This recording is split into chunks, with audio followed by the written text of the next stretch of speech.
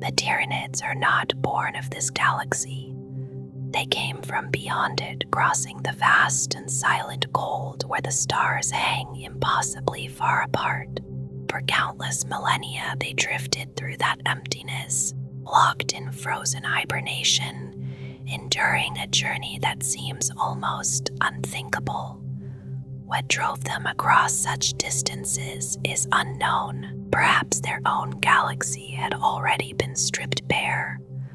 Perhaps they have hunted across the cosmos since time beyond memory. Some even wonder if they flee from a threat greater still. Whatever the reason, they endured, and when they arrived at the rim of the galaxy, they awoke hungry. The first recorded meeting between the Imperium and these beings came in 745 of the 41st millennium in the eastern fringes. Yet there were whispers that the Ordo Xenos had seen signs of them far earlier, as distant as the 35th millennium. They emerged from the dark of intergalactic space within the local group, drawn by the psychic light of the Astronomicon, the beacon cast into the warp from Terra by the Emperor. That distant signal called to the Hive Mind. Their first official assault struck an ocean world named Tyran. From there, Hive Fleet Behemoth moved inward, consuming world after world as it pressed toward the heart of the galaxy. It was halted only with great effort by the Ultramarines during the Battle of Macrog. The Tyranids were defeated, but barely, and the chapter paid for that victory with losses that would echo for centuries.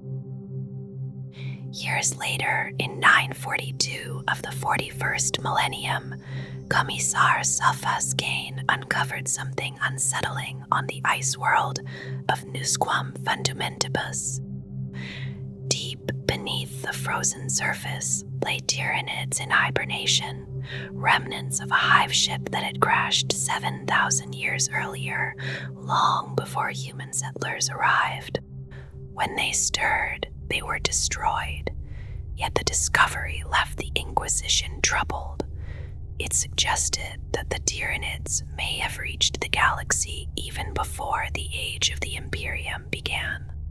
Whether that lost bioship had been scouting, or part of some forgotten invasion, or one fragment of a vast and patient design, remains unknown.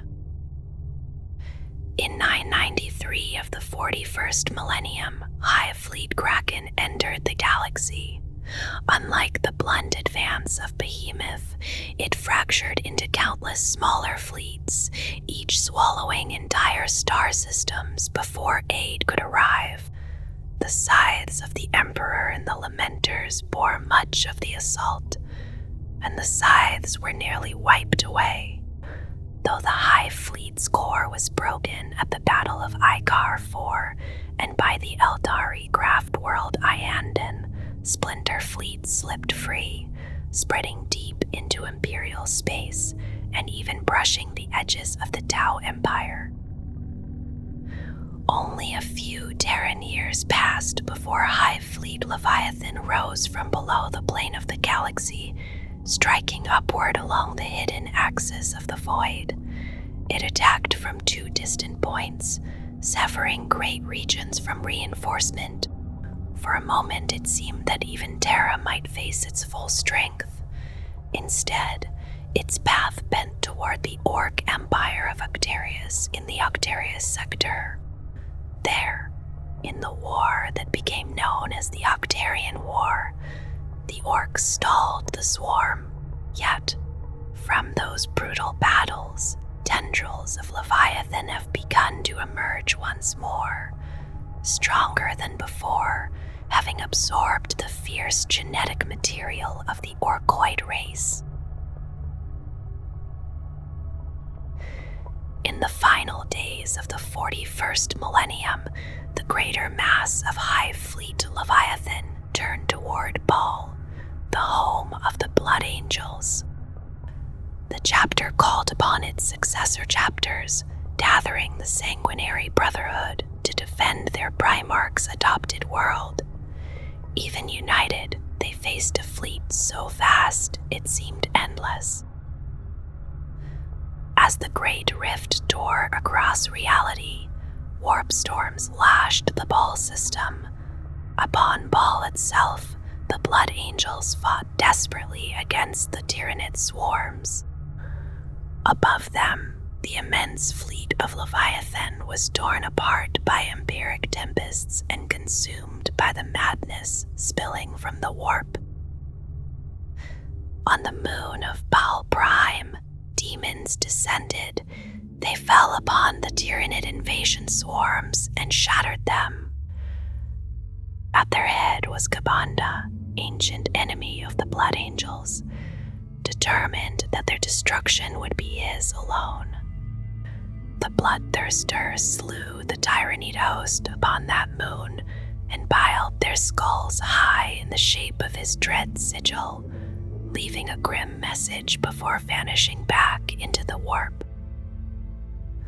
When the storms of the Great Rift began to fade, the Indomitus Crusade arrived, led by the resurrected Primarch Roboot Gillyman. The remaining Blood Angels, few and battered, were aided in destroying the isolated Tyranid forces that still clung to Baal. The world was saved in what would be remembered as the Devastation of Baal, though nearly the entire chapter had been lost in the struggle. In the closing days of the 41st millennium, the Great Rift split the galaxy open. A vast wand scarred real space, marking the beginning of the era Indomitus within the age of the Imperium. Warp storms rippled outward, spilling the raw essence of chaos into the material realm. For the Hive Mind, this spreading corruption is a quiet threat. Tyranid Hive Fleets depend upon living biomass to sustain their endless advance. The shifting psychic energies of chaos offer nothing to consume. With each passing season, more worlds are swallowed by empiric madness, and the precious organic matter the Tyranids require is lost to them. Yet the Tyranid species survives by adaptation.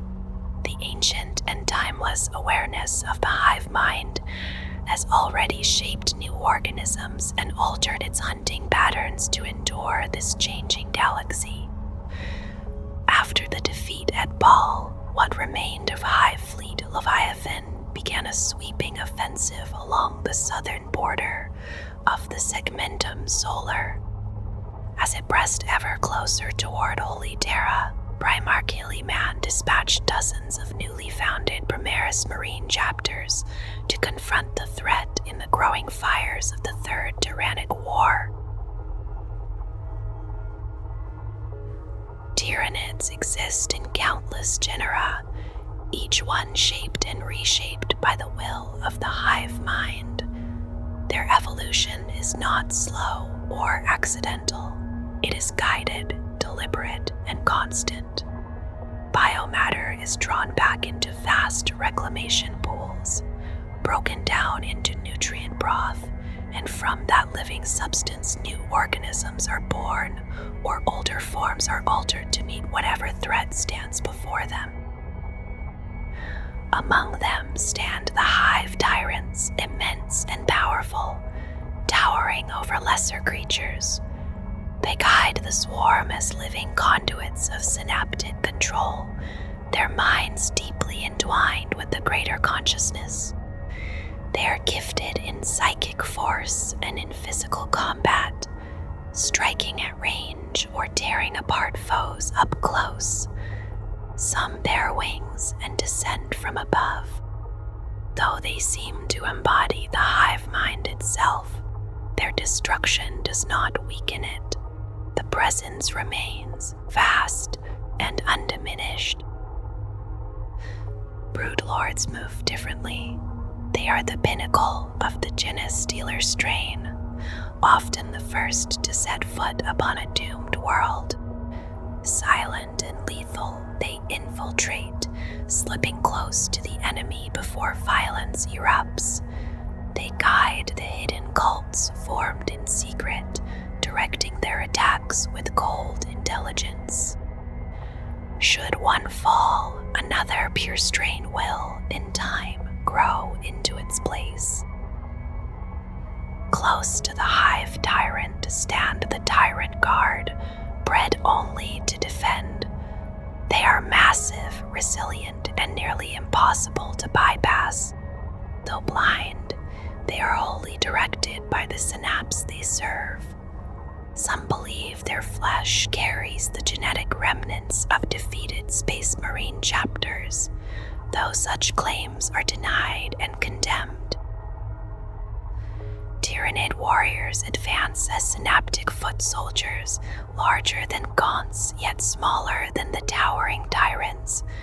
They steady the swarm, resonating psychic commands through the ranks. Swift and strong, they adapt to ranged or close combat as needed. Lictors haunt the edges of the battlefield. Their bodies shift with chameleonic ease, blending into jungle, ruin, or shadow. They move ahead of the swarm, striking without warning, consuming the brains of their victims to gather knowledge. Even hardened fighters have vanished in a heartbeat, taken by something unseen. Gaunts form the relentless tide. Smaller and less powerful, they rely on numbers and mutation. Wings may sprout from their backs. Adrenaline and venom may course through their bodies. Some carry symbiotic weapons, living extensions of their form. Gargoyles mirror them in the air, winged and swift. Their lower limbs have withered, yet they retain the adaptability of their ground-bound kin. They too bear symbiotic armaments. Rippers come at the end, small and serpentine. They consume everything left behind, devouring biomatter so that its essence may be drawn up into the waiting hive ships. Gen Stealers walk with a cruel, almost humanoid form. Said to be derived from human DNA, they infiltrate societies and seed hidden cults. On the battlefield, they are shock troops, their claws cutting through even heavily armed defenders. Carnifexes are living battering rams. Vast and brutal, once known as screamer killers, they crash into fortified lines with unstoppable force. Stronger even than Hive Tyrants in raw might, they can be shaped into many subspecies, some hunting armored vehicles, others spewing acid and toxin into dense infantry. Raveners surge from beneath the earth, related to both Rippers and Warriors. They burrow swiftly and erupt into light foes with sudden violence. Zoanthropes drift as psychic artillery, their swollen brains dominating their frail bodies. Through sheer mental force, they unleash destructive power. Some believe later forms were altered after the assimilation of Eldari DNA during the assault on Craftworld Iandin. Biovores remain sluggish and rooted, their sole purpose to grow spore mines within their bodies and hurl them across the field in spasms of muscle. It is said they were evolved from orcish gene stock. Biotitans rise above them all on land, towering between 9 and 30 meters in height, born in answer to other races' titans and super-heavy engines. They can devastate an entire squad of space marines alone.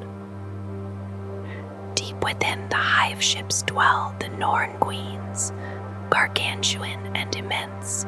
Each one fills a chamber hundreds of meters high. They are living wombs, shaping biomass in endless combinations, giving birth to every other known Tyranid life form. The dominatrix stands as the link between these distant queens and the ground forces below. Nearly as vast as a bio-titan and more psychically potent than a female hive tyrant, she is fused with a smaller warrior-sized organism that channels the will of the Norn-Queen. Trigons tunnel beneath enemy lines, serpentine and towering over even a Carnifex. They can become synapse creatures themselves, leading what is known as a tunnel swarm, often composed of Lictors and Hormagaunts. As they move, their armor hums with vibration, generating a bioelectric charge that can be released in a sudden surge. Molochs are kin to the Trigon, blind and worm-like, yet agile despite their bulk. They burrow beneath the battlefield, sensing prey through pressure and tremor. When they close in, the ground above shudders. Even the rhythm of a heartbeat can guide them. They prefer to swallow their victims whole, leaving them to be digested slowly in darkness. Hive Guards stand watch over Tyranid structures, silent and immovable. They are built as living weapons, their bodies heavy and stable, encased in a shell-like carapace. From their forelimbs extends the massive impaler cannon, fused directly to their flesh. They unleash salvo after salvo with relentless precision. Even when their target is hidden from sight, they do not falter. The shard beasts that form their ammunition are physically linked to them, carrying back sensory impressions as they fly. Through that bond, the Hive Guards strike with unerring accuracy, protecting what the swarm has claimed. The Tyranids come from beyond the familiar stars, from somewhere outside the galaxies of the local group, drifting out of a darkness that no one truly knows. They move through the void in vast living vessels called hive ships, immense organisms shaped for vacuum and silence, gathering together in numbers that resemble locust swarms crossing an empty sky. Within each hive ship, countless lesser creatures grow inside warm reproductive chambers, forming and reforming in bubbling organ sacs. Every one of them exists to serve the ship, and the ship itself exists only as a fragment of the greater Hive Fleet. Nothing stands alone. Each part lives for the whole. When a world rich with life is found, the Hive Fleet does not arrive with pride or anger. It does not seek territory, nor does it understand vengeance. It comes to feed. The hunger is constant and without end. Every movement of every creature narrows toward a single purpose: to strip a planet of all organic matter, to absorb its ecosystems, and to leave nothing living behind. They descend in tendrils, shifting formations that drift from one inhabited world to the next. After a planet has been consumed and the swarm has multiplied, the fleet moves again, often larger than before. An army is shaped for each invasion, grown for the task of overwhelming defenders before the final devouring begins. Though they travel faster than light, they do not pass through the warp. A specialized hive ship known as a narval bends gravity itself, shaping a path across interstellar space. Yet even as they avoid the warp, their immense psychic presence presses into it, forming what is known as the shadow in the warp. The Hive Fleets now gather within the Milky Way, arriving from different directions, as though many other galaxies have already been emptied. The thought lingers quietly, suggesting a vast and unsettling history that stretches far beyond the stars we know. The Tyranids drift into the realms of mankind like a slow spreading sickness, touching not only human worlds but those of other species as well. Each Hive Fleet is made of millions of biomechanical craft, living vessels that cradle symbiotic organisms within their reproductive chambers. Every creature is born to serve its ship, and each ship serves the greater will of the fleet. While other armies fight for conquest, defense, or simple destruction, the Tyranids move according to the will of the Hive Mind. At its core lies an instinct older than reason, the drive to reproduce, to gather new genetic traits, and to refine themselves into ever better adapted forms. When fully mobilized, a Hive Fleet inspires shock and dread even among the strongest defenders. And even when one invasion is halted at terrible cost, another migration follows. The cycle does not break. This is what makes them so dangerous. They are an evolved meta-predator, capable of outproducing, out-consuming, and out-enduring all who stand against them. They have done so before across vast reaches of intergalactic space, more times than anyone can count. To the Magos biologies, each Hive Fleet appears separate, self-contained, even competitive. Different strategies emerge, unique bioforms develop, and it seems as though each fleet stands alone. Yet beneath that surface lies something far more unified. All fleets are splinters of a greater whole. The Tyranids exist as a single super-organism, their numbers beyond counting, their swarms vast enough to blot out stars. Each creature is only a cell within a single immense body, bound together in a gestalt consciousness known as the Hive Mind. This psychic bond links every thought and motion. Most organisms possess no mind as humans understand it. They carry out their purpose without question, guided only by instinct unless directed otherwise. Larger bioforms can make limited decisions, yet even these choices remain subordinate to the Hive Mind's intent. Creatures such as Tyranid Warriors and Hive Tyrants act as synapse creatures, relaying commands through a form of telepathic connection. Under their influence, the swarm moves in perfect unity.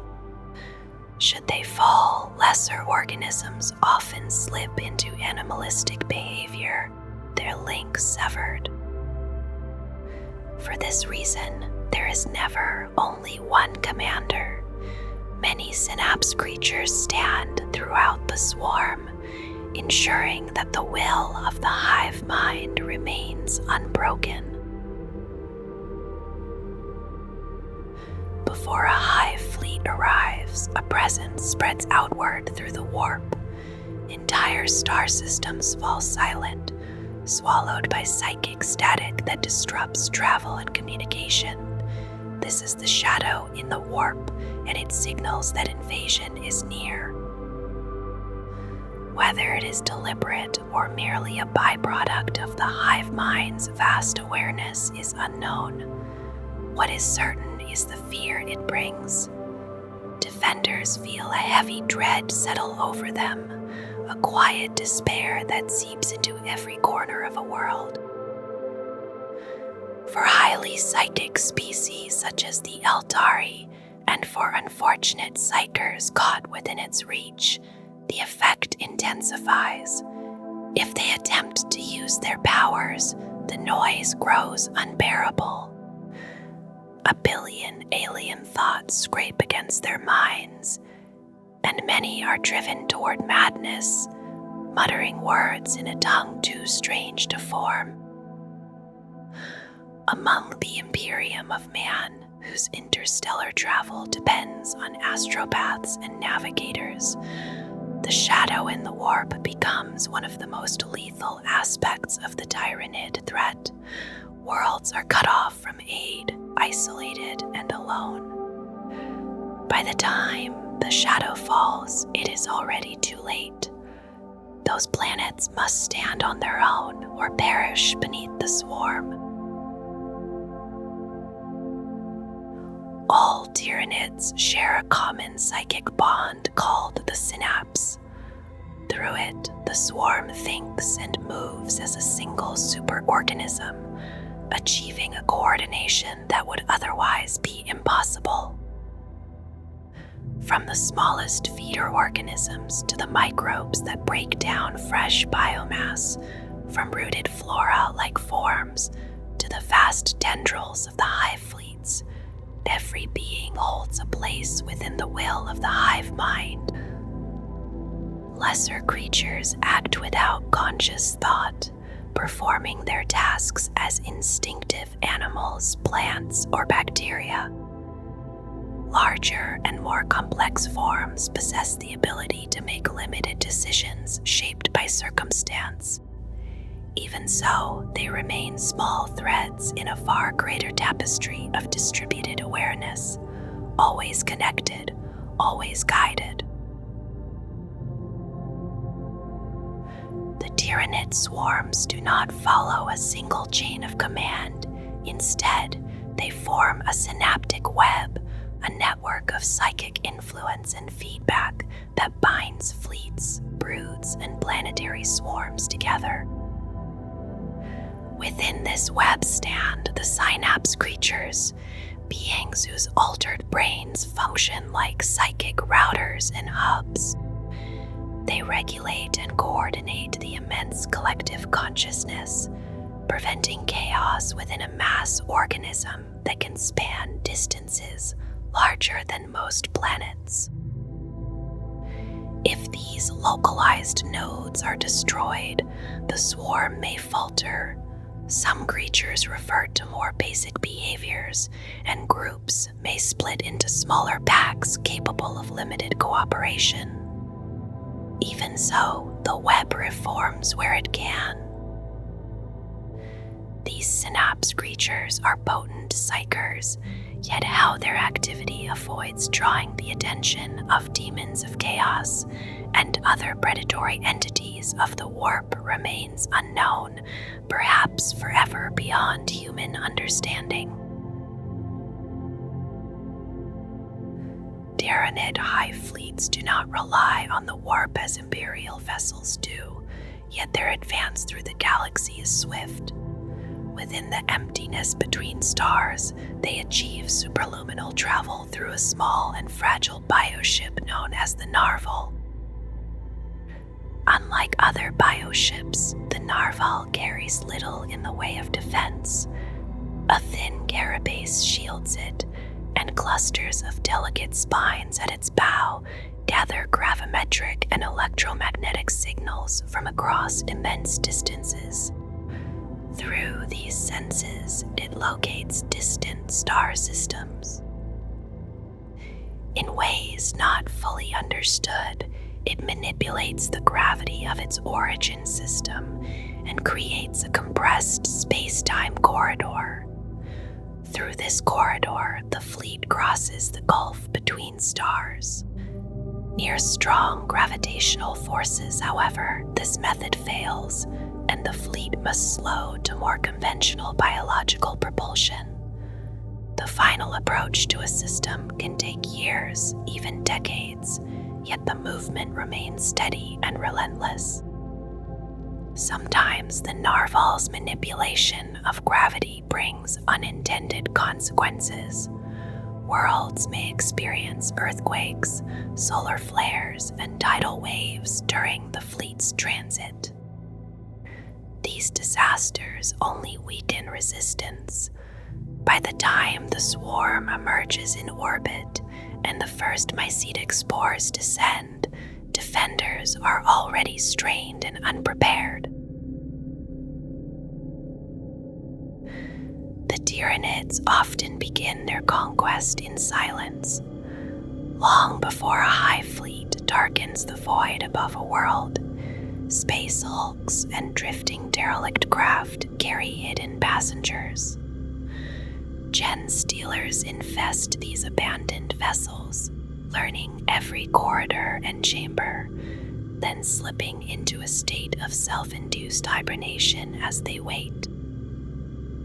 When such a hulk is finally found by Imperial authorities, exploration crews step inside, unaware.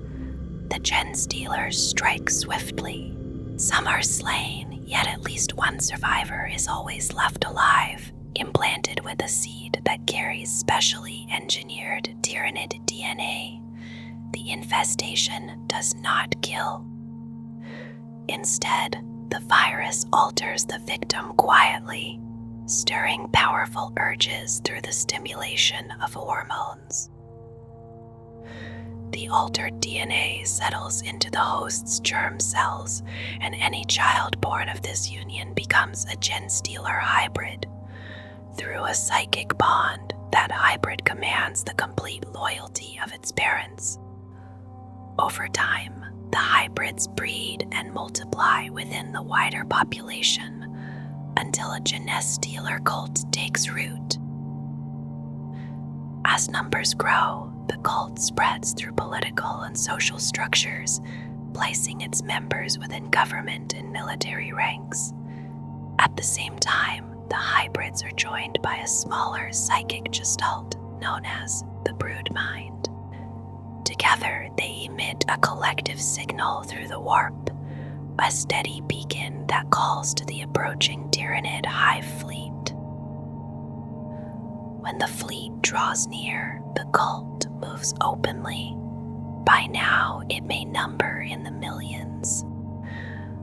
A worldwide rebellion ignites, designed to weaken planetary defenses, just as the greater swarm approaches.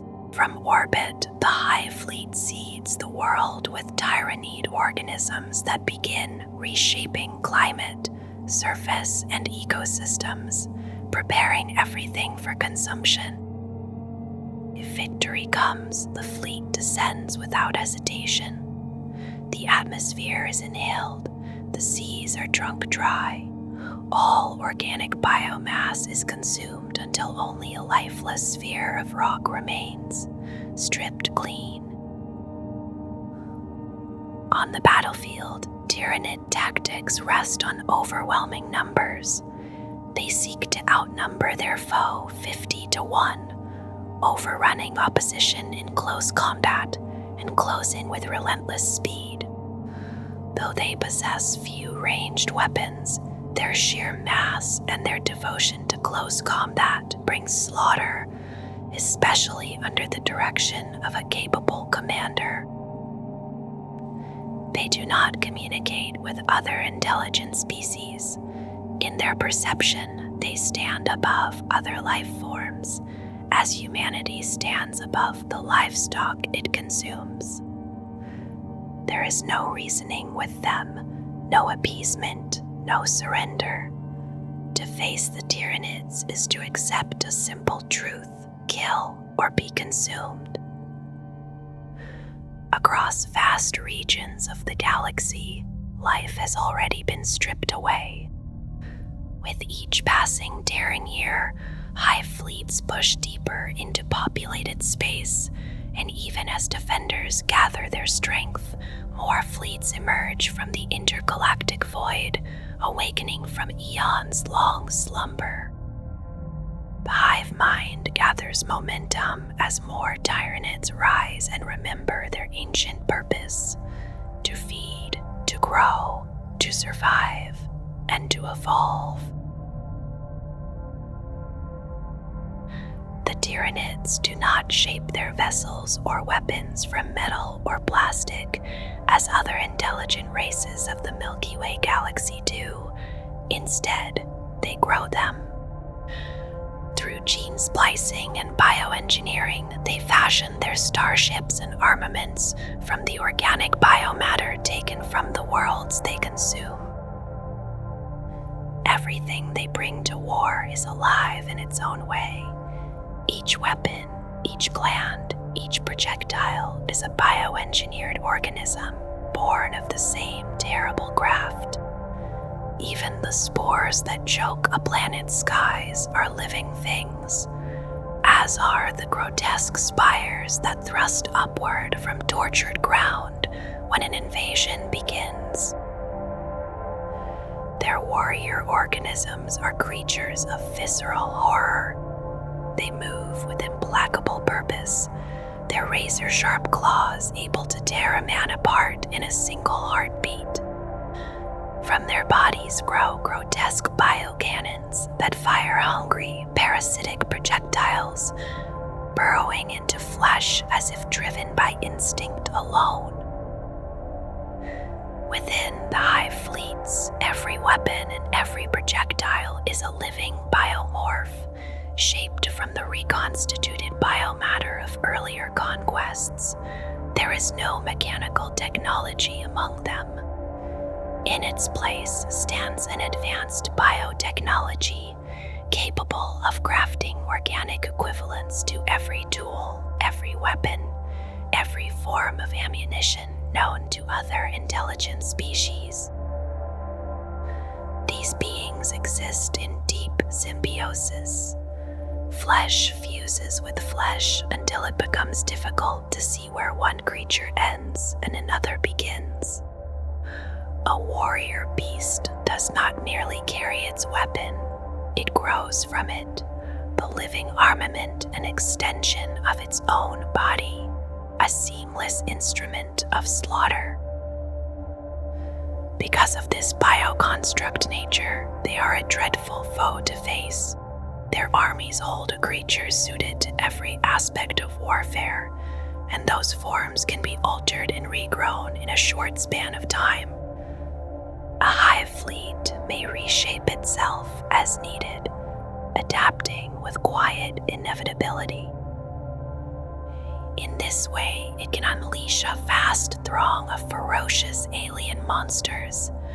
Some take to the air, others run with relentless speed, some burrow beneath defenses, and others stalk patiently through them. Whatever the obstacle, the swarm endures, growing and changing until resistance is overcome. The Tyranid threat moves with a quiet certainty, turning a world rich with forests, oceans, and living breath into a barren sphere of stone. When a hive fleet descends upon a prey planet, it does not strike in chaos.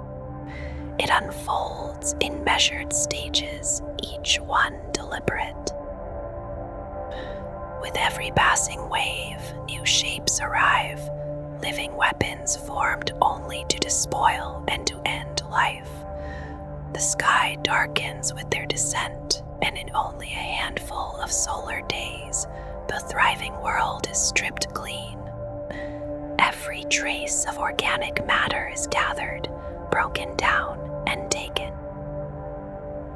When the hunger of the swarm is briefly eased, the fleet drifts onward. Behind it remains nothing but silence, an airless tomb where a verdant biosphere once breathed. In the earliest moments of a Tyranid approach, there is little to see. The infestation begins in subtlety, as the Xenos test a planet's worth and begin to seed corruption within its native life. Vanguard drone ships move first, swift and restrained in their presence, their signatures faint against the void. They scout new star systems and at times release a portion of their living cargo onto a promising world before slipping away again. Often, no alarm is raised, and when one is detected, it must be destroyed at once, for its survival may hasten what follows. Upon the surface, Lictors stalk unseen. They move through wilderness and settlement alike, their feet are tendrils tasting the air, the soil, and the blood of the living. From devoured prey, they draw memories, learning the nature of the world and those who defend it. The knowledge is gathered and held until a psychic link can carry it back to the Hive Mind. Genestealers work more insidiously still. They infect the gene code of native species, twisting it slowly until hybrid forms emerge, bound to the will of a Broodlord or another voice of the swarm. Some arrive without any drone ship at all, hidden in the darkness of abandoned hulks or concealed within the holds of warp-capable vessels. Once rooted, they build a breeding nest, and from it a devoted cult grows. When their infiltration has taken hold, a psychic call is sent outward. It travels through the void, drawing the greater fleet toward the system. The arrival of a hive ship and its escorts signals that the quiet observation has ended. When the hive ship enters the system, the air itself seems to tighten. As a powerful synaptic node of the Hive Mind, it casts the shadow in the warp across light years, disrupting travel and strangling astrotelepathic cries for aid. By the time its vast form hangs above the world, escape is often impossible.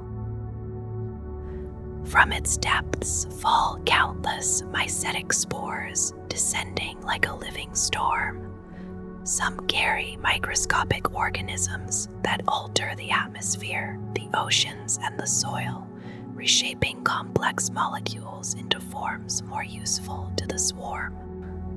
Others deliver Gaunts and Gargoyles that prepare for open assault, while Molochs and Drygons burrow into the crust, planting the seeds of future capillary towers and spore chimneys.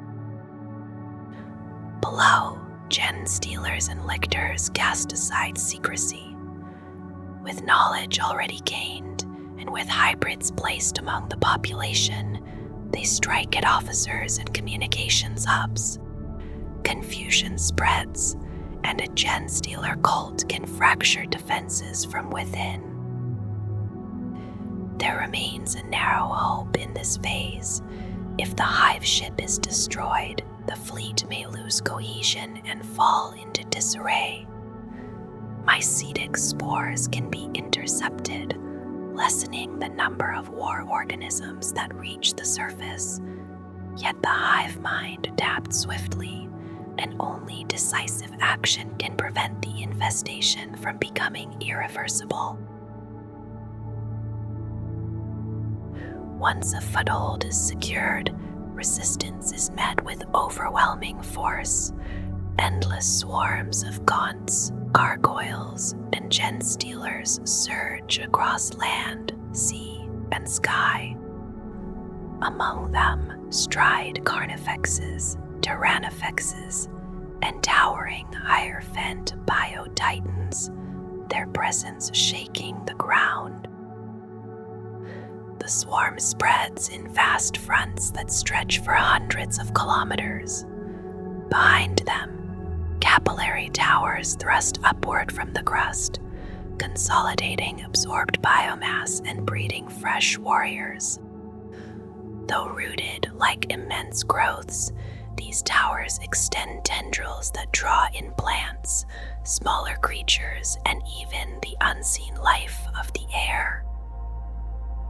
termagants fire from range while hormigans close in with relentless speed, guided by Tyranid Warriors. When numbers are not enough, the Hive Mind shapes greater strains, creatures rivaling Imperial Titans in size and strength. Raveners and Drygons may rise beneath defenders, while Shrikes and Harpies strike from above. The fallen are not consumed at once. They lie in great carpets of ruin, awaiting the next wave. Even the dead Tyranids are reclaimed, their sacrifice without meaning beyond usefulness. Above, Gargoyles and Harpies darken the sky. They devour what lives in the air and block the sunlight from photosynthetic life below. Over time, oxygen dwindles and climate shifts. By now, only total war offers any chance, and even then, the genetic taint lingers, resistant to toxin and time. As the fighting continues, other bioforms move quietly behind the lines. They gather what remains, turning a planet's own substance into further weapons for the swarm. Most of the collected biomass is reserved to feed the hive ships that wait in orbit. Rippers fall in untold numbers, writhing masses with fang-filled jaws. They consume everything, living or dead, until their bodies swell. Then they drag themselves toward reclamation pools near the capillary towers and hurl their bloated forms into the digestive depths. From this cycle, new Rippers are born to continue the work. In the oceans, eel-like variants strip the waters of life. Beneath the crust, burrowing forms widen tunnels and devour fungus, roots, and microscopic organisms. Even rare minerals are taken, woven into exoskeletons and weapon biomorphs. Capillary towers rise from the deepest seas, enduring crushing pressure and cold darkness. Their filtration alters tidal flow as they draw in maritime biomass. At this stage, only Exterminatus can deny the fleet its feast. A subdued world cannot be saved, but it may yet be rendered useless to the Hive Fleet if its feeding system is destroyed. When the last defenders fall silent, the capillary towers begin their final labor. Biomass is pumped upward through vast organic conduits, drawn into the waiting hive ship and its escorts. Tendrils from the living vessels pierce the upper atmosphere to meet the towers as they grow ever higher. The surviving Tyranid bioforms cast themselves into reclamation pools, their bodies broken down so that nothing is wasted. With the matter of the world, its memories and genetic innovations are absorbed as well. The patterns of its former life are carried into the Hive Mind. The oceans are drained, their waters transferred into swelling storage vesicles within the void-faring organisms. Many capillary towers are dismantled and reclaimed. In the end, even the atmosphere is taken until only a dry and airless rock remains. As the fleet moves between systems, the Hive Mind studies what it has gathered. New strains may emerge from these patterns, though not always at once. Adaptation waits until it is required. Those who arrive afterward find only emptiness. To strike the fleet now is to face it at the height of its strength, heavy with the stolen substance of a world that once lived. The will of the Hive Mind does not merely command, it flows. Through dominion, a Tyranid bioform draws upon prodigious psychic strength, channeling and amplifying that vast collective intent until it hums within the swarm like a steady pulse. Through hidden synaptic conduits, Catalyst carries that same will into the bodies of lesser organisms. Their metabolic systems surge with unnatural vitality, and wounds that should cripple or destroy are simply endured, as if pain has lost its authority. There are moments when the presence of the Hive Mind presses outward with such weight that enemies feel it as terror. The horror radiates from a synapse creature, spilling into hostile minds and leaving them unsteady, panicked, unable to hold their ground beneath that crushing awareness. Onslaught is more deliberate. A synapse creature extends its consciousness, seizing control of biomorph weapon symbiotes while urging the swarms forward at a breakneck pace. Fire is guided, bodies are driven onward, and movement becomes a single, relentless advance. Paroxysm works in a different way. The Hive Mind reaches into the nervous systems of its foes, igniting every nerve and pain receptor at once. Senses are overwhelmed, and agony becomes a storm that leaves no room for thought. When psychic scream is unleashed, it comes as a piercing shriek of undiluted psychic energy. Cast through a vassal organism, it tears through the minds of those caught within its wake, leaving silence where thought once lived. All of this is bound together by synapse, the psychic ability that unites every Tyranid within the self-awareness that is the Hive Mind. Synapse creatures, often leader organisms such as Hive Tyrants, Tyranid Warriors, and Broodlords, or specialist psyker organisms like zoanthropes, project this connection across the local swarm. Within their cortexes lie greatly increased synapse networks, shaped at the direction of the Hive Mind itself.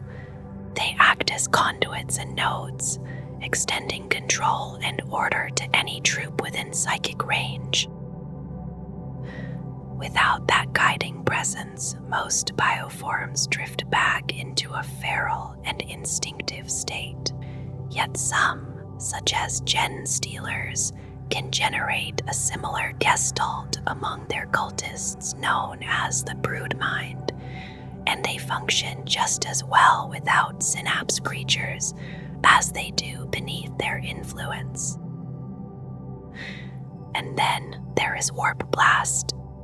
In that moment, a Tyranid organism taps into the raw power of the Hive Mind and releases it as a blast of pure warp energy. It arcs from the cranium in a sudden flare and vaporizes whatever prey stands before it, leaving only the echo of power in the air.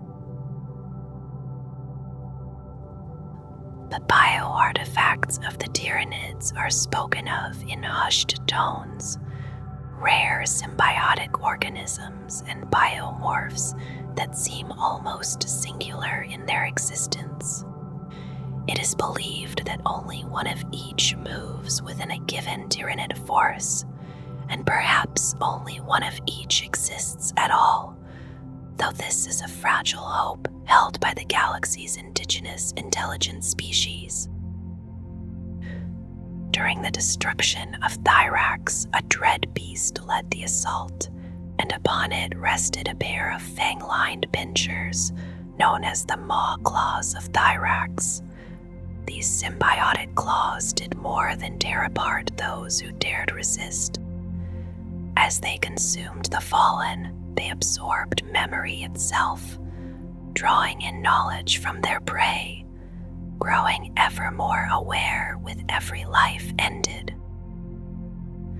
Among the many biomechanical weapons the Tyranids employ, none has inspired more fear than the miasma cannon.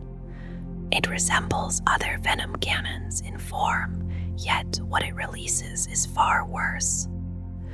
Gobbets of toxin-laden slime spill forth with such virulence that whole squads are reduced to shapeless pools of organic matter within moments. Whether unleashed in torrents of foul fluid or in gouts of corrosive acid, its toll has risen beyond counting. The Norn Crown, first named by Inquisitor Cryptman, is a parasitic organism that clings tightly to the armored crest of its host. Dozens of tendrils anchor it in place, and needle-like cerebral bores pierce directly into the brain. Through this intimate and unsettling bond, a neurosynaptic link forms, acting as a powerful conduit for the Hive Mind. In that union, the will of the Hive Mind flows more freely, guiding and strengthening the swarming lesser Tyranids that follow in the leader beast's wake. There is also the Reaper of Obliterax, first encountered among the re-emergent swarms of Hive Fleet Yermungander. Shaped like a bone sword and alive in its own way, this sentient blade is often carried beside a lash whip. It releases tightly focused bursts of destructive energy, and even the lightest touch can leave a foe torn apart, as if existence itself had been severed. Whispers persist of the Imgarl factor, tied to the long-feared Imgarl gen-stealers who have plagued the worlds of the Imperium like a spreading sickness. Their hunger is relentless, their adaptability difficult to comprehend. Now, rumors speak of another Tyranid leader beast that seems to share that same unfathomable ability to change, echoing the terrible legacy of the Imgarl strain. From the first silent crossing of the void, through the fall of worlds and the desperate stands of space marines, the Tyranids have moved with a patience that feels older than the stars. They came drawn by a beacon in the warp, and ever since they have pressed inward, adapting, dividing, returning, never truly gone. Each defeat has slowed them, but never ended them. Even the daring of the Great Rift, even the madness spilling across the galaxy, has not broken the will of the Hive Mind. It shifts, it learns, it seeks new paths toward its prey. And perhaps that is the most unsettling truth of all. The Tyranids do not wage war in the way the other powers of the galaxy understand it. They do not pursue conquest as a statement of dominance, nor destruction as an act of vengeance. Their advance is not ideological. It is ecological. Entire sectors are reduced, not out of spite, but as part of a process as indifferent and methodical as the turning of seasons. The Imperium calls each invasion an apocalypse. The Eldar see in it the echo of their own ancient doom. Even the forces of chaos, for all their madness, recognize in the swarm a rival presence that does not kneel to the warp. Yet to the Hive Mind, these distinctions are meaningless. Civilizations, faiths, and gods are simply complex arrangements of matter awaiting reconfiguration. If the Hive Fleets we have witnessed are only the outermost extensions of something far greater, then the galaxy has not yet faced the full weight of what approaches. What we name Behemoth, Kraken, Leviathan, these may be fragments, cells within an organism whose true body remains beyond the rim of known space, vast and patient beyond comprehension. The Tyranids do not need to triumph in a single decisive moment. They need only endure. They can withdraw, divide, return in altered form. They can fail 100 times and adapt 101. Against such persistence, even empires that measure their reign in millennia begin to look fragile. In a universe consumed by ambition and endless war, the Tyranids stand apart, not because they are the most violent, but because they are the most inevitable. They do not seek to rule the galaxy. They seek to outlast it, to strip it to its constituent parts and move on, leaving behind only silence and the cold memory of what once struggled there. And if the greater mass of the Hive Mind is still crossing the intergalactic dark, then everything we have seen so far may be nothing more than the first taste, the opening movement of a harvest that has only just begun.